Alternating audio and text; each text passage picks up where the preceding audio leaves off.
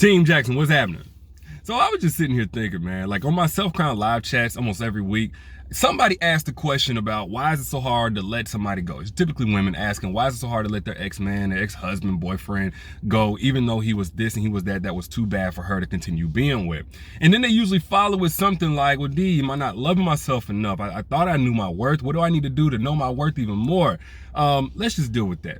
Typically, whenever you have a hard time letting somebody go, and this is man or woman, but speaking to women here because that's who asked the question, it ain't got a whole lot to do with the social media version of loving yourself. You know, running more bubble baths and, scented candles, affirmations, all that stuff is great. But if you struggle to let somebody go, even though you know you don't want to be with them anymore and they weren't any good for you or y'all weren't any good for each other, typically it's because of one of two reasons. Either one, you let them in from an unhealthy place and therefore they filled a role they weren't meant to fill, like, the absentee dad or maybe the emotionally neglectful mom or something like that. A role that you weren't designed to let somebody go from in the first place. Or two, it's a testament to how real your love was. It ain't about self-love. That's just the nature of real love. No matter how fake they may have been. And hopefully we're at the point where we understand just because somebody is your ex, it don't mean that they were fake and they were toxic and they were trash and narcissistic and abusive and all of that. But let's just say they were. Even if this person was no good and again, they were just fake and phony, if your love was real, it's not going to listen.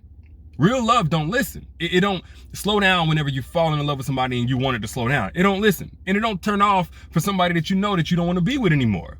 Because your investment was real. The time that you invested was real. The thoughts and the hope and the faith in the future that you had with this person, that was real. The way that you protected them and held them down and gave access to this person in a way that you don't give access to people normally, that was real. So of course you're not going to be good at getting them out of this place in your heart because you were never good at letting them in or anybody into this place in your heart. You let them into a very vulnerable and unguarded place. That was real. So it's not going to be very easy. And the reason why I want to stress this is because people that go by the whole, just love yourself and just, all this just add water advice, anytime you do that, you suppress the grief that's needed in order to get on the other side of holding on to this person that's no longer right for you. You delay the process. And matter of fact, you might end up stopping the process because what it comes down to is acceptance. You don't need to bash your ex or be resentful. You don't need to go get with somebody else and all these superficial hookups. You don't need to, again, just pour more wine and all that. It feels good in the moment, but you don't need to do all of that. You cannot replace the love that you had with these types of things. You can't replace the love that you had with hate for them. You can only replace love with acceptance. So if you're struggling to let that person go, your ex go, what are you refusing to accept? Are you refusing to accept that you couldn't change them? Are you refusing to accept that you couldn't save them? That you couldn't force something to be that wasn't meant to be? Or are you refusing to accept that you were the problem? You were the toxic one. You were the one that wasn't ready, because sometimes that's the case. And that's okay.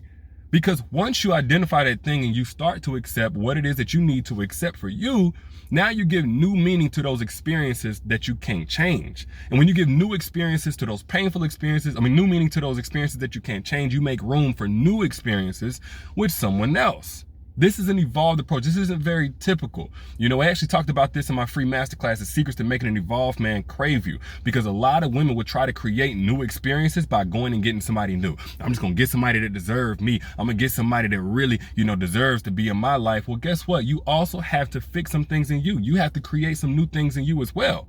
And when you do that, not only do you have to do this, you actually magnetize the evolved man that you deserve and that you feel like deserves you into your life a lot quicker. Again, we go in detail with this in my masterclass, so I'm not going to go in detail here. If you want access to that free masterclass, click the link down in the caption or wherever you see it right now. You can get access to it right now. But the moral of the story is this. It's not about self-love and all of that kind of stuff, man. Whenever you're trying to let somebody go, it's really about understanding the nature of real love and that you can't just give it to anybody because it don't stop whenever you want it to stop. But that's all the more reason why you need to free yourself up by going through the actual process of letting somebody go so that the next time you give that real love to somebody, you ain't gotta stop. And most importantly, you're gonna be ready to receive their love as well. But those are just my thoughts. Y'all let me know what you think down in the comments. And again, The Secrets to Making an Evolved Man Crave You masterclass for free is available now at the link down in the caption if you want more on this topic. I'll let y'all later. Y'all be good. Peace.